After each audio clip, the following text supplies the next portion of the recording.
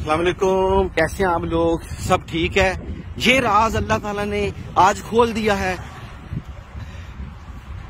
और ये देखें, आगे जी ये है भाईजान, ये वो राज है। पाकिस्तान में जो लोग कहते हैं कि ये एक मौजज़ा है कि अल्लाह ताला के नबी जब मराज पे गए तो ये दो पत्थर साथ जा रहे थे, उन्होंने ये पत्थर बांध दिए। पाकिस्तानियों, कुछ खुदा का खौफ करो। और भाईजान ये इधर हो, ये फाइबर के बने हुए हैं। पास आए, जरा पास आए। ये फाइबर के बने हुए हैं और ये देखें, ये इसके अंदर ये इसके अंदर एक सरिया है और इसके अंदर ऐसे सरिया है, नीचे से ये ऐसे सरिया ऊपर गया है तो ये पत्थर बने हुए हैं।